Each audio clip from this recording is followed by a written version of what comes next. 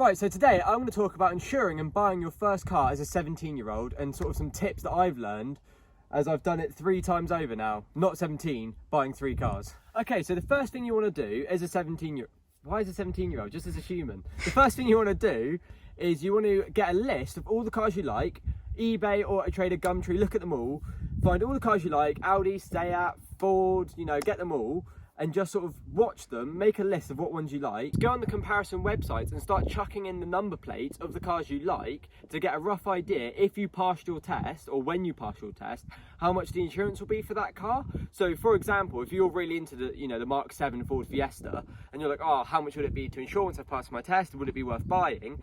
Put the number plate of one you're watching on eBay into a Compare the Market or Confused.com website, and then once you've done that, put in all the details as if you're a year older or as if you have already passed your test, where you live, your current job, that sort of thing, and it'll give you a rough idea of how much the insurance will be with and without a black box, so you'll know if it's even worth buying the car, because you might not be able to buy it and insure it. Yeah, you can afford it now, but you might not be able to afford the insurance, so it's always worth checking all the cars you like and how much the insurance will be for each car. So when you have the car you like, for example, Ford Fiesta or a Seat Leon, it depends obviously what engine you get, also depend on the insurance. So it's always worth looking at the classic 1 litre, 1.2, 1.4, 1.6. If you're lucky, you might be able to get like a 1.9 diesel or a 3-cylinder diesel like the VW Polo Blue Motion. Those sort of cars are always going to be cheaper to insure just because the engine size is smaller, and that's what the insurance companies like. Obviously, depending on the price, will depend if you can afford to get a black box or one without a black box. And what a black box is an insurance company will come to you, once you've bought the insurance, they'll sort of give you a date and a time, and someone will come and install a black box. And basically what it does is it monitors your speed, where you go, how you drive, how quickly you stop. So basically, if you have a curfew on your black box, which some of them do, some of them don't, it will mean that you have to drive between 7 and 7 or something like that, or 8 and 8. So if you drive anything past that, you'll get a negative score on your insurance, and those details can be passed on to the next insurer, and they'll give you a worse quote. Yeah, so having a black box just means you're constantly monitored, and you will have to abide by the speed limit. I know you should abide by the speed limit anyway, but without a black box, obviously you can be a bit more lenient to, you know, 33, 34, 35. Although that is speeding, with a black box, that will be tracked, and obviously they will keep an eye on you, and they will give you text alerts or emails and say, we've noticed you keep breaching your speed limits, please can you stick to the speed limits, if not we won't be able to insure you anymore, that sort of thing. Also, with insurance companies or buying your first car, some insurance companies and in the policies will say any modifications made to this car won't be covered, which is fine. So for example, my car at the moment is modified, but my insurance company says any modifications made to the car won't be covered, but I'm still insured. However, you can get insurance where it says any modifications to this car will invalidate your insurance, and in that case, obviously, you then just don't have insurance. So depending on the insurance company, it's also worth reading into the policies to make sure if you do modify your car, as most people do, that you will still be covered, just the modifications, unless you declare them, won't be covered. Cars I recommend for a first-time buyer would be the likes of the sort of Ford Fiestas, the Mark 6, the Mark 7, that's from 04, I believe, or 02, to 07 or 08, and then 08 to sort of 2013. Those sort of Fiestas, very reliable engines. You can get the 1.4, the 1.2, they're both very good. I'd recommend,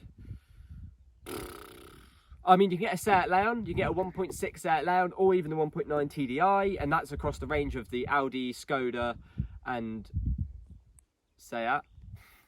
So they all have the same engines and they all have the same sort of platform. So depending, I know, like for example, Audi will be more expensive to insure than Skoda because of Audi will be more expensive to insure than the likes of Seat, Skoda, because their parts OEM are more expensive. Although it's all the same, they'll give you an Audi charge for it. So it will probably be cheaper to insure a Seat than it would be an Audi, just because the parts from the factory are just cheaper to buy and cheaper to make. I'd avoid anything French, so I'd avoid Citroën, Peugeot, Renault. They're just all awful. I mean, the electronics are bad, the engines aren't very reliable, the gearboxes are awful. I mean, I'd stay clear if you can. I mean, obviously, if that's all you can afford, I'd then go for the likes of a Renault Clio, if any of them. But I would try and stay clear of any French cars as a first car, because you want it to be reliable. You don't want to be paying that much into it. The likes of a Ford Fiesta or something like that, they're very reliable. The engines don't have anything wrong. The electrics are fine. They're very good cars. You could go for like a Polo. I'd recommend the Blue Motion, the 3-cylinder diesel. They're really reliable and they're still quite fast and probably cheap to insure. My friend had a 1.4 Polo and he had some issues with the mass sensor, I believe it was. Within reason, maybe if it's low mileage, I'd go for a Polo. But other than that, I'd probably stick clear. The 1.2 will be fine. So my experiences when I was buying my car at 17, I bought a modified Ford Fiesta. My first insurance company was Tesco's, and that was with a black box. But when they came to fit the black box, because it was modified, they said they couldn't fit it and it invalidated my insurance on the spot. So I then had to get another insurance company. So I had to revert the car basically back to standard. Other than I couldn't swap out the lowering springs that I had. I didn't have the original standard springs, so I still had the lowering springs on the car. But other than that, I made the car completely standard. The second guy came to check, a black box again, and he said he couldn't insure the car because it had been modified because of lowering springs. And the third time, I had 3 lots of different black box insurance. I recommend not buying a modified car, getting a black box fitted, and then if you're gonna modify it, then doing the modifications, because I basically had to revert my car back to standard just to insure it, and then once I insured it, I then fitted all the modifications back on the car. But yeah, the third insurance company came and he didn't really mind, he just came, fitted everything, and there you go, I was away. But I think it took, from purchasing the insurance, it took 4 weeks for them to come and fit the black box, just because they were so busy. That's just how the system works. And normally it's fitted either behind the dash, or sometimes it can be under the bonnet, like in a high up place up here where it's not going to be affected. But mine was fitted in the dash, and then once my insurance was over, and I sold the car that year, after a year's insurance I sold it and upgraded. Once I'd done that, they just kill the box off, they leave it in your dash and it's just dead. It's very strange.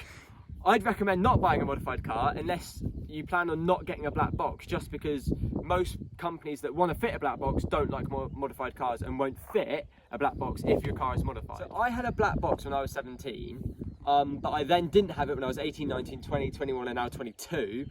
I think as a new driver, as a sort of first time driving a car on your own for a year, I think having a black box, it helped me learn how to drive, how to obey the speed limits, how to sort of respect the road in a way. Most 17-year-olds will obviously have the option between... What the fuck's an option? Most 17-year-olds will have an option between a black box and not a black box, but most of the time the black box would be like £1,000, and then without a black box it would be like £2,000. So most of you are probably going to be looking at getting a black box. So just bear in mind that obviously you drive within the speed limits, drive smoothly, so trying not to brake too hard. Obviously in emergencies they can accept that, you know, sometimes you need to stamp on the brakes, you need to brake hard, but most of the time you're going to be given the fact that you probably won't be in that many emergencies, so you need to drive smoothly, brake slowly, well not brake slowly but brake within reason, and depending on if your black box has a curfew or not, when you drive, because that can also affect your score. You'll normally be given an app and it will have a rating out of 10, but I think it's a 10 for speed, a 10 for smoothness, like braking and accelerating, and then a 10 for when you're driving. So if you do a lot of night driving, because your job's at night or your job's in the evening and you finish at night, you'll probably get a lot worse score during that time. So it is an idea, maybe paying attention if your black box has a curfew or not.